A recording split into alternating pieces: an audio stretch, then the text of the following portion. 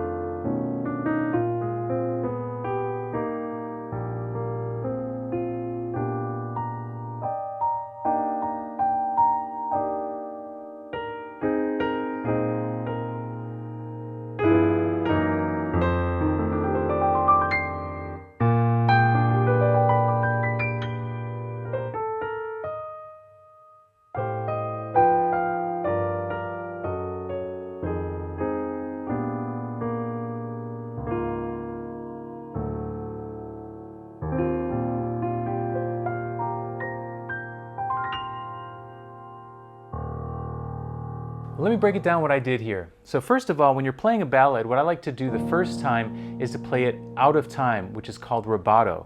So just playing it kind of nice and easy, you can just move through it as if you're singing the song. Now there's the first chord I want to talk about, okay? So we go from E flat to C minor, 7, G minor, back to E flat major 7. But then here, instead of playing an E flat 7 like you hear most of the time, I went to the tritone substitution of E flat, which is an A7. Actually, it has a 13th, so we'll call it an A13, and the melody is the sharp 11. Ooh, I love that sound. When I got to this A flat, I played a B flat over A flat like that. A flat to a B flat over A flat. And I love to put in these little inner voices, so I went da da da da da da da. Anytime you have a line, a note that's held, that's a great time to put in a nice melodic fill. Now instead of just going right to either a C minor, I like to go to a C9 sus to a C7 sharp 9 flat 13. I just love the way that sounds. Now instead of going to an F minor here, what I also like to do is to make the 2 chord a dominant chord, an F13, and then have this line going F13, F7 flat 13, B flat 9 sus, B flat 13 flat 9. Oh, love that. And then instead of just going to the 1 chord, I went to the 3 chord, or maybe 1 over 3. Then I went B7 over F sharp, F minor 7 to B flat. And that was the first A section. Second A section was pretty much identical. When I got to the bridge, what I did is what's called a 5 pedal. Now a pedal just means that in the key of E flat, B flat is 5. So I put the 1 chord over 5, so an E flat major over B flat. Then I went to an B flat 7 sus, G minor 11, but instead of going to the 6 chord and the 2 chord and the 5 chord, I put in this nice substitution here, which is a G flat, which is a tritone of C7, and then I went to a B major 7 to B flat. Isn't that nice? Then I stayed with that pedal, A half diminished, D7, G minor. Now here I went D over F sharp. Ooh, I love the way that sounds because the bass is going down chromatically. F minor, B flat 9. I love the way the melody is the 9th. Isn't that nice? And the last A section was pretty much identical. There's the tritone substitution again. But then this time, instead of doing the B flat over A flat, I went A flat to a D7 with the flat 9 and the sharp 11. That's a tritone substitution of A flat. And then instead of going to the 3 chord, I went to the tritone of G, which is D flat, and I put in a sus, resolve, C7 sus, resolve to the flat 9. There's the sus again, and there's the sharp 9 flat 13, F13, F7 flat 13, B flat 9 sus, and then we have the flat 9. And then when I get to the solo, so that was rubato, that was the first time. And then I got to the solo and I started playing more of a stride feel with my solo, which adds to the nice swing feel. But instead of playing the B flat over A flat, I went right to the tritone, which is D7. I went G7, C7, G13, C7. And the solo section, I just basically did the first 2 A sections, but I'm doing this kind of stride left-hand feel. Here's a D7 again.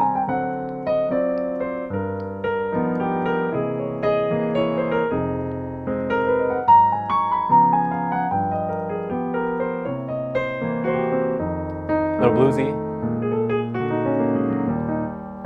Okay, and then when I went back to the bridge, I went back simple again, straight eighths, pedal, just like before. There's that B major 7, right? Now here's the surprise, okay?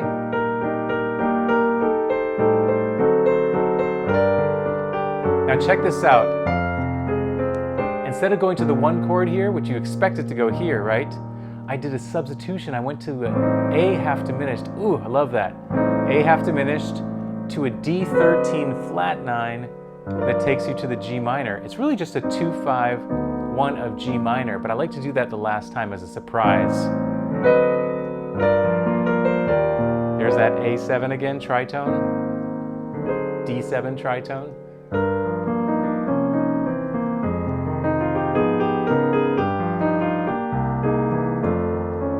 Now at the end, I did this little tag that you hear in the original recording, but I went up an octave to kind of bring it back down slowly like this. And then I brought it back down. Now the melody goes da da da, and I know I needed to get to an F.